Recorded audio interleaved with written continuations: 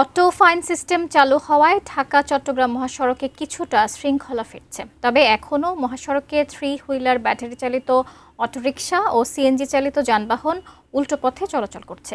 এই প্রযুক্তির ইতিবাচক ও নেতিবাচক প্রভাব নিয়ে প্রতিনিধিদের পাঠানো তথ্য ছবিতে ডেস্ক রিপোর্টে দেখুন বিস্তারিত। ঢাকা-চট্টগ্রাম মহাসড়কে শৃঙ্খলা ফেরাতে চালু হয়েছে আধুনিক প্রযুক্তি নির্ভর অটো ফাইন সিস্টেম চালুর মাত্র 11 ঘন্টায় এই মহাসড়কে অনিয়মের অভিযোগে ৩৯৪টি মামলা হয়েছে।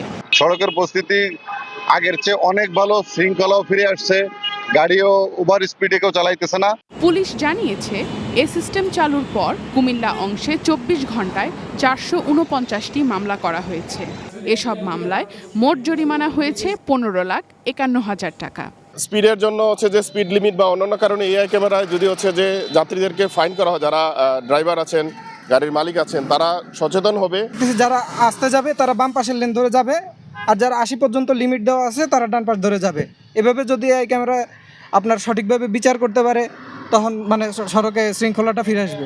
এই প্রযুক্তিটার কারণে এখন সবার মধ্যে আপনার নিয়ম শৃঙ্খলা ফিরে আসবে। সবাই যদি নিয়ম শৃঙ্খলা সঠিকভাবে পালন করে এই মহাসড়কে জনদুর্ভোগ এবং অ্যাক্সিডেন্টের সংখ্যা কমে আসবে, আমি এটা মনে করি।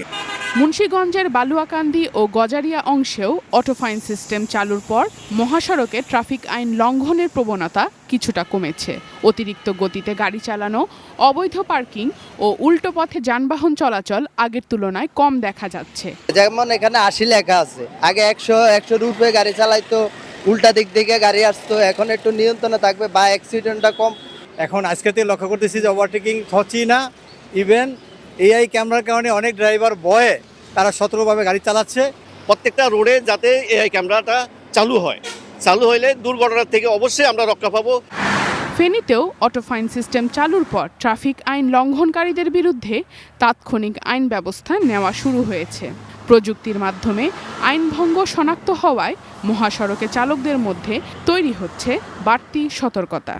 আমরা আগে বিভিন্ন সময় হয়রানির শিকার হইতাম, রাস্তাঘাটে সিটিতে পুলিশ হয়রানি করতো আমাদেরকে দাঁড় করিয়ে।